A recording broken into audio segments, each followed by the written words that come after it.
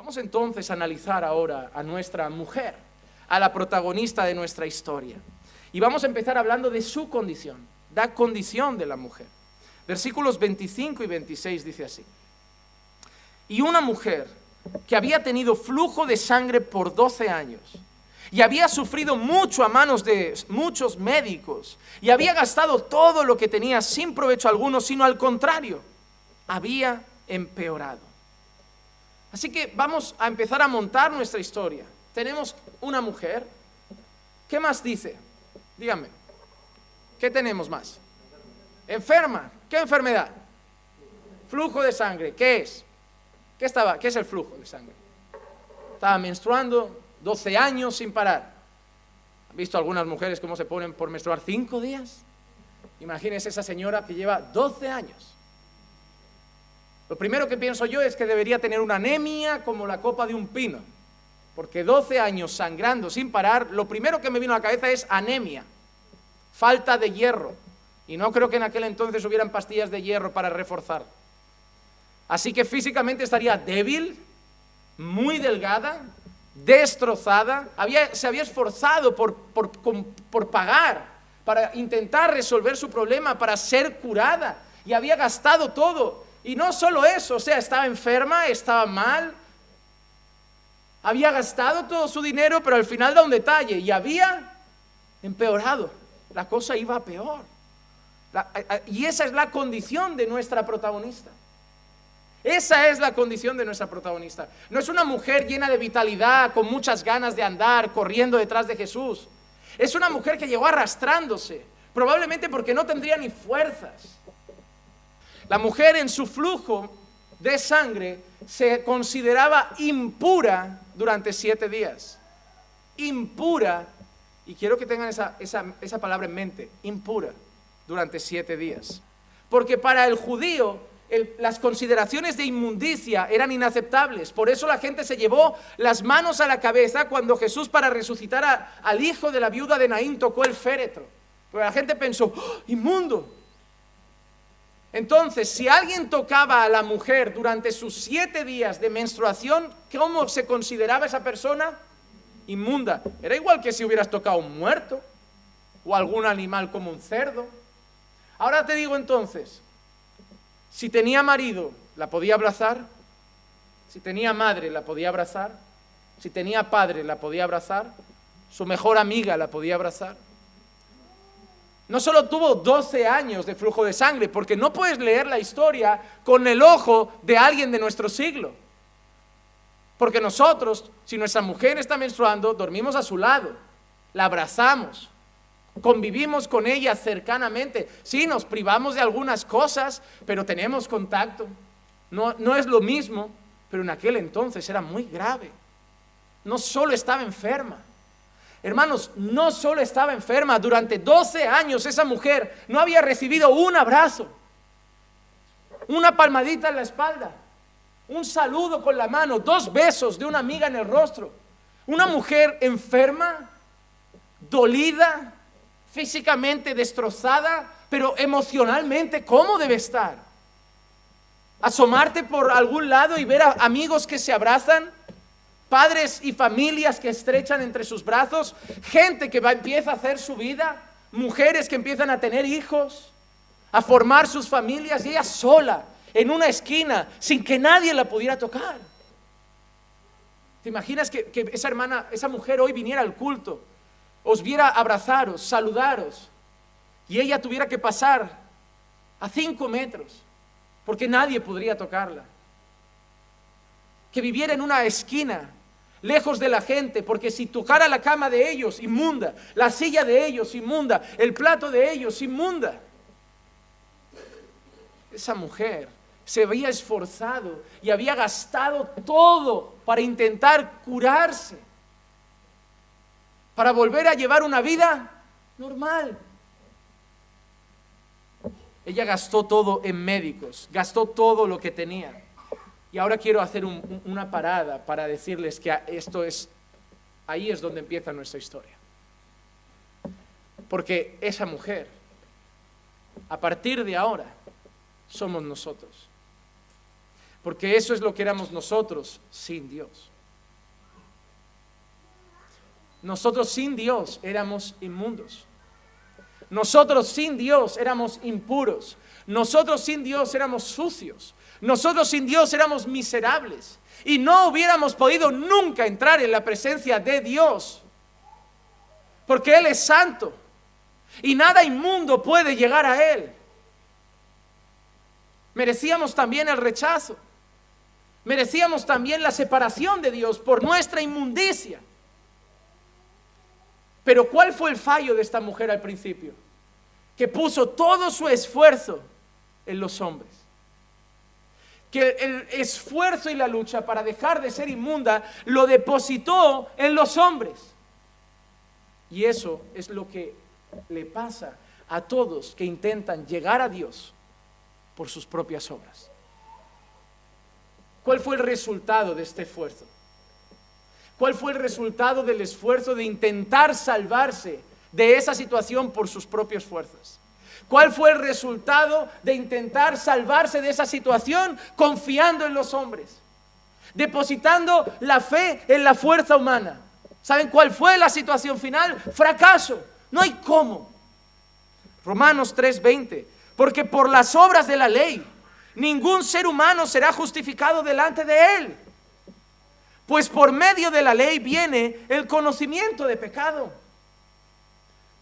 Esa mujer se esforzó para ser digna, se esforzó para ser pura, se esforzó para ser aceptada, se esforzó para estar bien, para estar limpia, pero se esforzó con las fuerzas suyas, se esforzó con su dinero, se esforzó con las armas humanas, se esforzó con los médicos.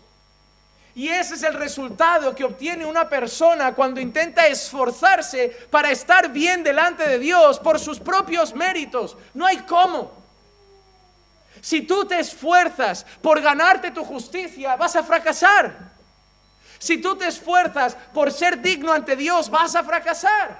Todas las religiones que intentan salvarse por obras fracasan, porque todos los humanos fallan, todos los humanos pecan. Todos los humanos acaban cometiendo errores y por los méritos del hombre nadie puede ser digno ante Dios. Todos los hombres que se intentan ganar su propia justicia, sus obras son como trapos de inmundicia. Cuando el pecador sucio, inmundo, intenta complacer al santo Dios, nada de lo que hace vale. Todo está manchado. Todo está sucio por nuestro pecado. Y nuestras obras justas son como trapos de inmundicia. Y esos son los hombres que se intentan ganar el favor de Dios. Hermano, no hay peor error que pensar que a ti Dios te bendice porque eres bueno. Si pensáramos que Dios nos bendice porque somos buenos, hermano, es el peor error que cometemos. Dios me ha bendecido porque ayuné. Dios me ha bendecido porque oré. Dios me ha bendecido porque estoy viviendo en obediencia. No. Hay gente que no recibe lo que tú has pedido y también vive en obediencia. Cuando Dios bendice es gracia. No merecemos nada. Te digo una cosa, voy a ser honesto. El pan que hay en tu mesa hoy, no lo mereces. La ropa que nos cubre y evita nuestro frío, no la merecemos. La salud que tenemos, el estar guardados en medio de la pandemia y no haber estado enfermos, no lo merecemos. Tener este local para adorarle, no lo merecemos. Son bendiciones, pero no nos la da porque somos buenos. Nuestra iglesia crece porque somos mejor. No, es gracia, es gracia. Dios no hace trueques.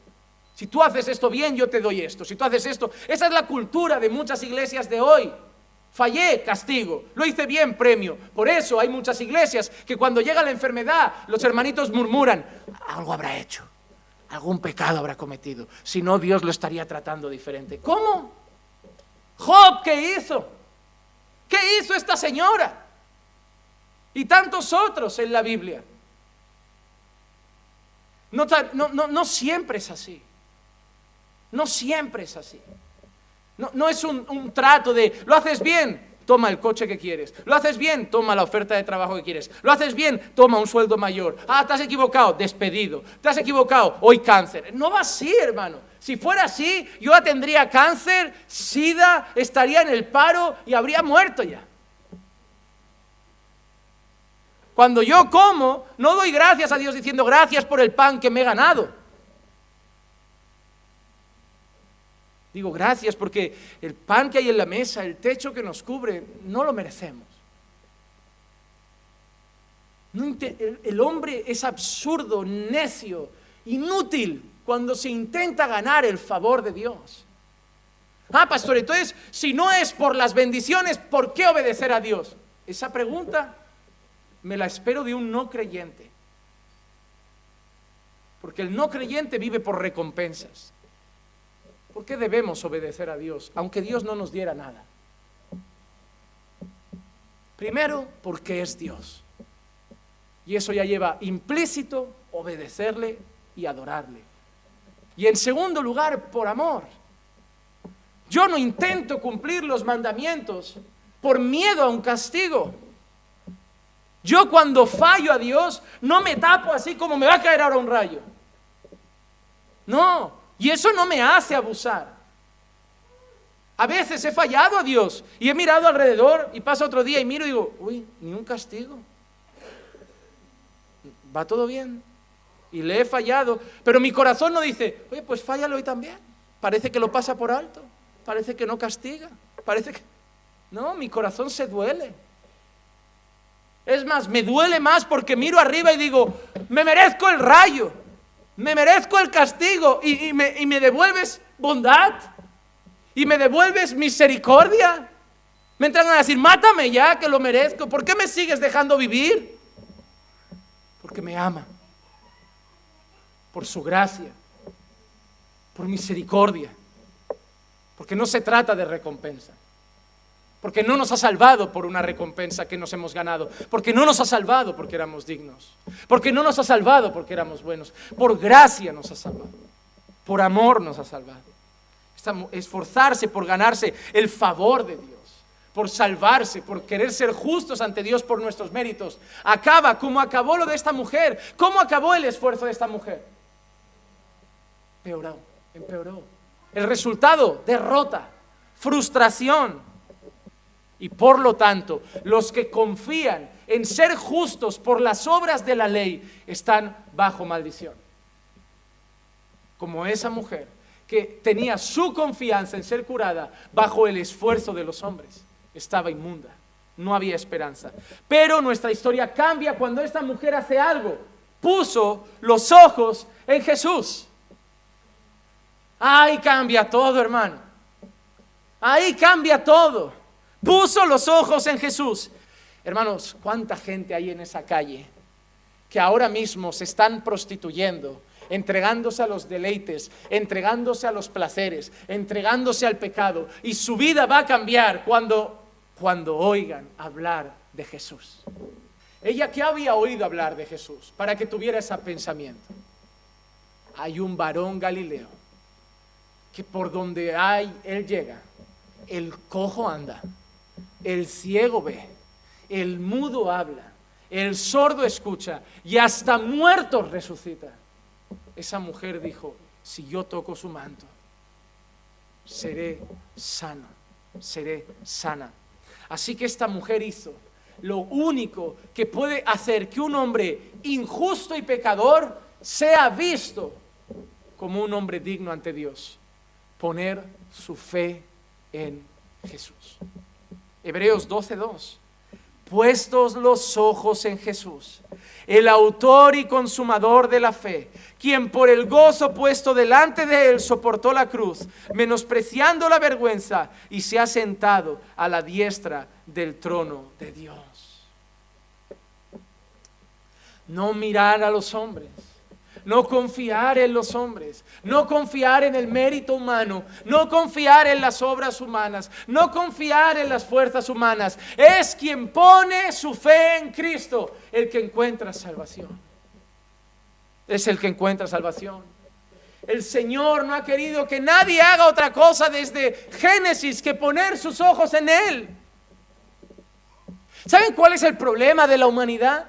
Que no mira a Dios. Pero lo que el hombre no hace, y por eso el mundo va como va, es mirar a Dios. Es mirar a Dios. Lo que el mundo necesita es mirar a Dios. Mirar a Dios. Isaías 54:22. Volveos a mí, sed salvos todos los términos de la tierra, porque yo soy Dios y no hay ningún otro. Ese es el grito de Dios. Ese es el grito de Dios. ¿A quién? ¿A los judíos? A todos los términos de la tierra. Hermano, Dios grita al mundo: volveos a mí, porque desde Adán os habéis ido, os habéis marchado. Ya no habéis querido venir conmigo, ya no habéis querido relacionaros conmigo, ya no habéis querido que hablemos como hablábamos en el Edén. Y Dios desde ese momento está diciendo: volveos a mí, volveos a mí. Pero la descendencia de Caín crece, el hombre se sigue perdiendo, el mismo pueblo de Dios le da la espalda y Dios sigue gritando año tras año, siglo tras siglo: volveos a mí. ¿Saben qué es lo que grita la iglesia al mundo? Volveos a Dios. Volveos a Dios. Él es vuestro creador. Él es el Señor. Él nos creó, Él nos hizo nacer, Él nos dio la vida. Volveos a Dios. Pablo dice que lo que nosotros predicamos se llama el ministerio de la reconciliación. Reconciliaos con Dios, es el grito de la iglesia. Volveos a Dios, mirad a Dios, poned los ojos en Dios. La política quiere que miréis otras ideologías, la filosofía quiere que miréis a otros pensamientos, cada cultura con sus propias ideas, pero solo hay una solución: poner nuestra fe en Dios, poner nuestra fe en Jesús. Esa mujer había puesto su fe en médicos, había puesto su fe en la medicina, en los hombres, en los avances de la medicina, en remedios caseros. Había invertido su dinero, pero su vida cambió cuando ella puso su fe en Jesús. Nunca le digas a una persona: lo único que te falta es Dios, porque esa frase es terriblemente mala. Dile a la gente que sin Dios no tienen nada. La gente te va a decir que Dios no les hace falta. Si tú le dices a la gente: tienes coche, tienes dinero, tienes casa, tienes lujos, tienes familia, tienes salud, pero no tienes a Dios, es lo único que te falta. ¿Cómo? No, es que es lo único necesario. Lo otro podemos no tenerlo, que si tenemos a Dios tenemos todo. Pero esta mujer hizo lo que tenía que hacer, miró a Jesús y puso su fe en Jesús. Y lo que más me agrada de todo esto es cuánto tardó su vida en cambiar. ¿Cuánto tardó? En un instante cambió. Versículo 29. Al instante la fuente de su sangre se secó y sintió en su cuerpo que estaba curada de su aflicción. La historia de esa mujer cambió al instante. De enferma a sana en un segundo. De repudiada a aceptada en un segundo. De soledad a compañía en un segundo. De perdida a hallada en un segundo. Después de ese día, alguien la pudo abrazar. Después de ese día pudo comer en la mesa con su familia sin que nadie se alejara. Dormir en la cama. Formar una familia. Y todo cambió en un segundo. ¿Sabes cuánto necesita Jesús para salvar a alguien? Un segundo. Un segundo. ¿Sabes lo que es más maravilloso de la salvación? Es que es una obra gloriosa, pero que solo necesita un segundo. Lucas 22, 23, 42 y 43. Y decía: Jesús, acuérdate de mí cuando vengas en tu reino. Le dijo eso, y mira la respuesta de Jesús un segundo después: en verdad te digo, hoy estarás conmigo en el paraíso. En un segundo, de malhechor condenado a pecador redimido. En un segundo, de perdido a encontrado. En un segundo, de morir en la cruz a empezar su vida en el paraíso. La vida de ese malhechor, malgastada toda la vida, de pecado toda la vida, cambió en un segundo, porque en ese segundo, ¿qué hizo ese malhechor? Puso su fe en Jesús. Y Jesús dice: alguien me ha tocado. La respuesta de los discípulos es lógica. Lo que le preguntan los discípulos es lógico. A ver, Jesús, la multitud te oprime y tú preguntas, ¿quién me ha tocado? Pues claro, alguien te ha tocado. Porque Jesús sabía por qué había pasado por allí. Jesús sabía a quién iba a encontrar allí. Jesús sabía a quién iba a salvar. Porque era propósito de Dios. ¿Saben por qué? Porque el primer paso para salvarnos lo da Dios. Si nosotros miramos a Dios, y esto es precioso, es porque Dios nos vio primero. Si nosotros amamos a Dios, es porque Dios nos amó primero. Si nosotros hemos escogido seguir a Dios, es porque Dios nos escogió primero. Porque Dios siempre da el primer paso. Tú no estarías aquí si Dios no te hubiera buscado. Y yo cuando veo esta historia así, yo no entiendo cómo algunos todavía son capaces de todavía darle la espalda y decir, no, pero prefiero irme al pecado otra vez. En serio, tanto te ha dado el mundo para que desprecies ese amor, para que despreciemos ese amor. No. La gente que vuelve al pecado es porque nunca tuvo el amor de Dios. Porque quien ha entendido este amor, el mundo ya no es atractivo, hermanos. Ya no es atractivo. Porque cuando has entendido lo que el Señor ha hecho en ti, a pesar de ti, ya lo obedeces, no por miedo, por gratitud. Y termina con la respuesta asombrosa de Jesús en el versículo 34. Jesús le dijo, hija, tu fe te ha sanado, vete en paz y queda sana de tu aflicción. Hija, tu esfuerzo no te ha sanado. El venir arrastrándote no te ha sanado. Tu proeza de pasar inadvertida no te ha sanado. Tu fe te ha sanado. Romanos 5, 1 y 2 dice, por tanto, habiendo sido justificados por la fe, tenemos paz para con Dios por medio de nuestro Señor Jesucristo, por medio de quien también hemos obtenido entrada por la fe a esta gracia en la cual estamos firmes y nos gloriamos en la esperanza de la gloria de Dios. No hemos hecho nada para estar bien con Dios. Hemos llegado a Dios por fe.